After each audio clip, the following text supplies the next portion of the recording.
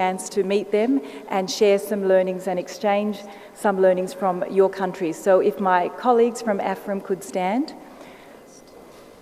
They're very shy. We have representatives from Bangladesh, of course. Please stand. We have representatives from Hong Kong, India, Japan, Malaysia, Singapore, Sri Lanka, Thailand, and Vietnam. They are very shy. Please stand.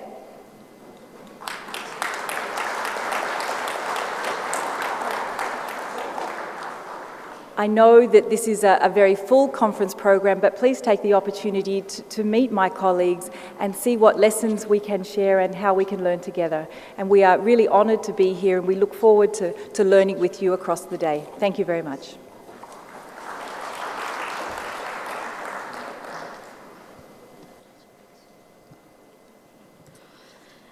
Dear guests, now we invite Mohammad Musharraf Hussain, President of Bangladesh Society for Human Resource Management and BSHRM.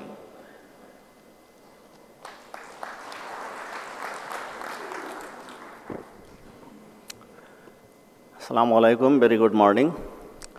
Honorable Chief Guest, Her Excellency, U.S. Ambassador to Bangladesh,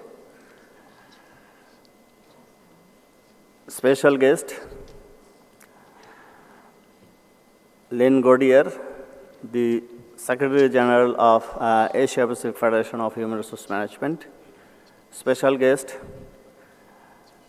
the CEO of MetLife and the President of American Chamber of Commerce in Bangladesh, Mr. Nurul Islam, very capable conference chair, Life Fellow and the Treasurer, Mr. Mashikur Rahman, and his running mate, very capable Secretary of this conference, Mr. Riyad Hussain. Distinguished speakers, panelists, the board member of Asia Pacific Federation of Human Resource Management, academicians, professionals, CEOs, representative from SHRMs India, BSHRM EC members, conference committee, participants from home and abroad. On behalf of BSHRM and my personal behalf, I would like to really thank all of you for your gracious presence in this Friday morning and sacrificing your holiday. BSHRM was conceived by a few dedicated HR professionals in Bangladesh back in 2001. Under the leadership of Mr. Mehbur Rahman is the founder president and I being the founder general secretary back in 2001 with only 13 members. And we formally launched this association in 2002 with the then president of the country. And now BSHRM has grown so far. We have 1,900 members, and it is growing. In each and every month, 15 to 20 members are joining. So this is a huge booming organization, and this is the only non-political, totally voluntary HR professionals association. All these EC members, board members, we never charge any money. Whatever we do, in country and overseas, we do it by our own money and truly dedicated our services voluntarily for the promotion of the HR professions in Bangladesh and beyond. BSHRM realized that we cannot achieve this big objective alone, and that's why we have done a lot of partnerships with the different organizations, universities, and 2 years ago, this is the first time in Bangladesh, we have introduced the joint post-graduation diploma on human resource management with the United International University, and I'm very glad to see the Honorable Vice Chancellor is also here. And now this is the only one diploma who is very credible in Bangladesh offered by BSHRM and United International University. Our partnerships does not limit only in Bangladesh. We have also made partnership from 2012 with the SHRM USA through SHRM India. And since then, we are doing a lot of work together, seminar, conference, and a lot of our members took the membership, the SHRM membership. And SHRM USA through India are sending their speakers to helping us in training our professionals in Bangladesh. We also attending all the conferences in annual conference of SHRM in USA since our partnership in Orlando, Las Vegas, and we are hoping this year we will be leading a team of 20 people in Washington, D.C. SHRM conference. We are very thankful to U.S. Embassy. They never refuse our visa. Always our members get preference. We always get our visa. There is no single case of refusal of BSHRM member attending SHRM conference. So this is the gratefulness from us to U.S. Embassy, and this is the reality that this is the globalization of the world. If we don't cooperate each other, then it is very, very difficult. The Asia Pacific Federation board meeting will be held tomorrow in Westin Hotel, and we are very grateful to Westin Hotel for giving us a very generous discount and sponsoring the meeting in their venue. We are also grateful to MetLife, Pragati Life Insurance, and other sponsors who are supporting in our journey to HR promotion in Bangladesh. The theme of this year's conference is the HR transformation for national development. We have many resources, but most of the resources are being exhausted. As an example, our gas, our mineral resources are exhausting. We have only one resource which is not going to exhaust. This is the human resources. We have 162 million people, and these are our greatest resource. If you see the reserve balance, 27 billion US dollar balance in Bangladesh Bank is because of our human resources working across the world. So this is the time to look into our human resources, to develop them, help them to manage properly, and eventually the country can reach to the middle income country by the year 2021. And in this journey, BSHRM cannot achieve this alone. We have to work together, and in order to work together, we need an umbrella and the support from government. We strongly demand HR Ministry in Bangladesh will give us the leadership and a platform to work under the leadership of the government to introduce best HR practice in Bangladesh and make our human resource really resource in the country to contribute in Bangladesh and beyond. Because of the negative growth of the population in some of the European and American countries, this is our advantage. Our people can serve those countries and earn a lot of money. However, the way we are managing the human resources nowadays is not the efficient way. We are sending most of the unskilled people to different countries, and they are earning very, very less amount of money. If we give them necessary skills and competency, these people can earn 3 times, 4 times money in different countries. I hope this conference will touch upon all these issues and give us the recommendations how BSHRM and other organizations under the leadership of government can work together to make Bangladesh a successful and very prosperous country. I wish all of you will enjoy this conference very much, and I thank you, all of you, again for attending. Thank you very much. Thanks to Mr. Musharraf Hussain, founding member of Bangladesh Society for Human Resource Management. He is also the head of HR, ICDDRB. Ladies and gentlemen, now we like to request Her Excellency Marcia Stephen Bloom Barniket, U.S. Ambassador to Bangladesh, to deliver her speech. Ladies and gentlemen, Ms. Marcia Stephen Bloom Barniket.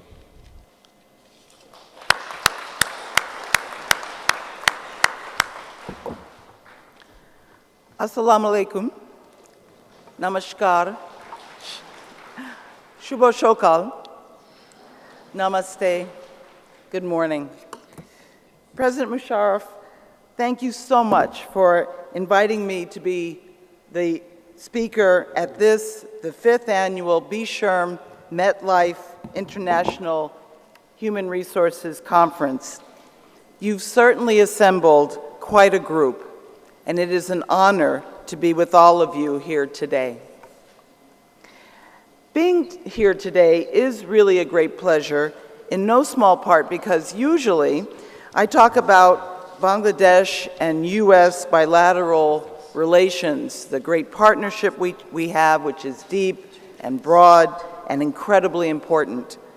But today, I get to talk about another topic near and dear to my heart, the craft, no, the art of human resources. I am thankful to be serving as U.S. Ambassador to Bangladesh, but let me tell you about the job I had just before coming here. In Washington, D.C., I oversaw a third of the Department of State's human resources programs, including performance reviews, overseas employment, and employee relations. I should give you a bit of a background.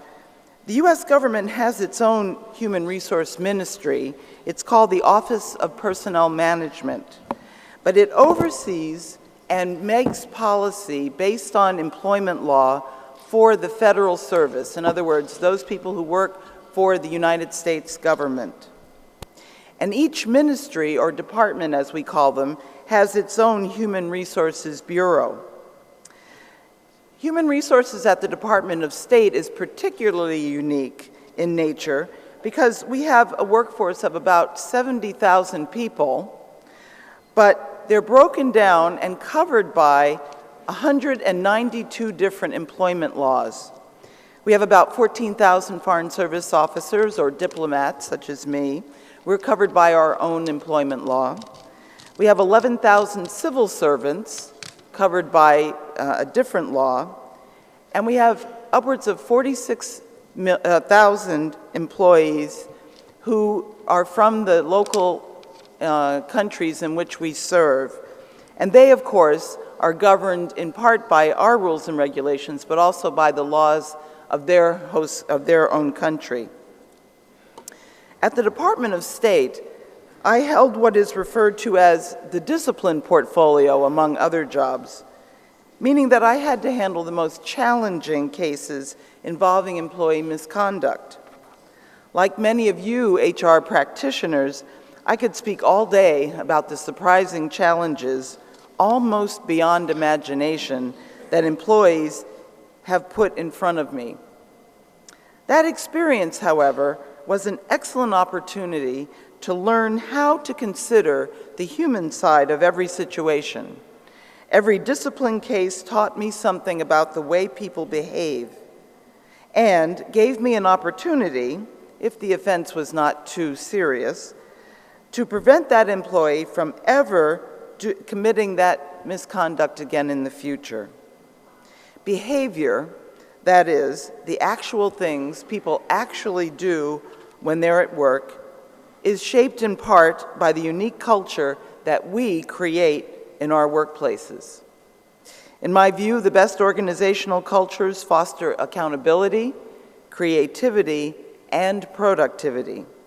Employees who believe their colleagues are getting away with insubordination or theft or other misconduct are more likely to commit these things as well. But effective leaders nurture cultures that focus on organizational identity. Employees who understand their organization's purpose, who the organization is, and what the organization does, feel truly empowered to advance the organization's goals and to be a creative and productive part of that organization. The U.S. Embassy, I'm proud to say, has very little turnover among our 500 Bangladeshi staff, in large part, I think, because our employees understand and can identify with our purpose, our identity, that is, strengthening ties between our two countries for the benefit of the citizens of both of those countries. They identify with our unique workplace culture. A key trait of that culture is respect for equal employment opportunity, meaning fairness in hiring and promotions without discrimination based on gender, religion, or sexual orientation. Our continual focus in this area drives an atmosphere of kindness and fairness, dignity and equity. If you fail to develop these qualities in your organization, your employees, we believe, may well be drawn at our expense to other enterprises that do. Employers also must be intentional about crafting the culture. We must remind employees about it, and more importantly, model it. Say who you are and what you value, and live what you say. Our employees will feel more tied to our organization, be more productive, and feel more satisfied too. Bangladesh is changing quickly. Employers will face new challenges. Carving out a niche in your country, in your company's culture is especially important right now. Bangladesh's economy is at a turning point, very exciting, where more and more jobs are being added in sectors that are supplementing Bangladesh's already strong agriculture and garment industries. In banking, technology, healthcare, and other sectors, professional-level employees like you are occupying an ever greater share of overall job numbers. As our service sectors have expanded, we in the United States have learned that employers must compete for the most knowledgeable and creative talent. We have realized that employees care deeply about tangible rewards like pay and benefits, but also find intangible rewards like respect and the opportunity to be empowered and to be creative, as well as identifying with their organization's purpose, even more important. And we've found that our employees will vote with their feet, leaving behind those organizations that fail to provide not only good compensation, but also an environment that nurtures and rewards a sense of accomplishment.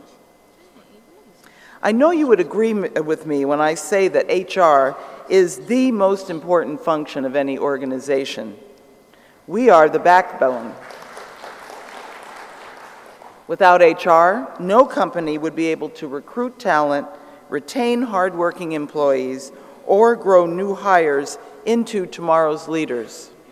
We are the platform of the platform, the foundation that builds every other part of the company. As HR professionals, you help foster transparency in hiring, ensuring the best qualified employee, not the one with the best connections, gets the job.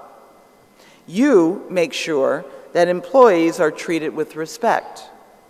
We have all seen work environments turn toxic when a manager does the wrong thing. We in HR have the power to see those situations developing and stop them before they do more damage to the employee and to the organization. And those aren't easy things to address. Being the platform of the platform is a task that comes with great responsibility. You have to be courageous enough to engage in tough conversations about performance and conduct, and to encourage your managers to do the same. We are seeing this and experiencing this within the U.S. Foreign Service right now. The State Department recently changed its annual performance review process, adopting the successful models of major corporations to our unique culture. This change is forcing more honest feedback to our employees about their weaknesses as well as their strengths that balance positivity and also directness. The change is requiring a lot from our managers and the employees they evaluate. We are making our managers more accountable to have the more candid conversations, especially with employees who are performing or otherwise behaving poorly. by telling what exactly they need to do to improve. In my experience, those conversations are definitely the most difficult, and a lot of managers avoid them or ask the HR professionals like you to have those conversations for them. We are enabling our managers through training and coaching and through alternative dispute resolution mechanisms to show them how to have those direct conversations and how their feedback will strengthen the performance of their employees no matter what their skill levels. And we're also advising our employees to be open to having that honest conversation, assuring them that by focusing on their weaknesses, they will become better employees and rise further and faster in our organization. In closing, let me emphasize the importance of your relying on each other for guidance and support. A conference like this one is a great opportunity to cultivate new contacts, make new friends. When you get back to your own organization, remember to create a culture, stay on top of business changes in Bangladesh and elsewhere, be proud of being the platform of the platform, and be courageous. Thank you so much for inviting me here today. Best of luck to you all. Onek Donabad.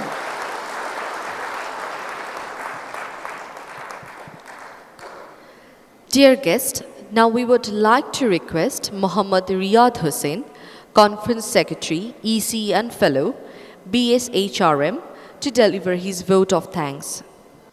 Honorable Chief Guest, Her Excellency Marcia Stephen Bloom Barnicat, U.S. Ambassador to Bangladesh, Mohammad Musharraf Hussain, President, BSHRM and Asia Pacific Federation for Human Resource Management, Mr. Mashikur Rahman Khan, Chairman of the conference, and Mr. Muhammad Nurul Islam, Regional Senior Vice President and Head, Bangladesh, Nepal and Myanmar, MetLife. Lynn Goodyear, CEO, Australian HR Institute, and also Secretary General, Asia Pacific Federation for Human Resources Management, and the Grandmasters of Human Resources of different parts of the world.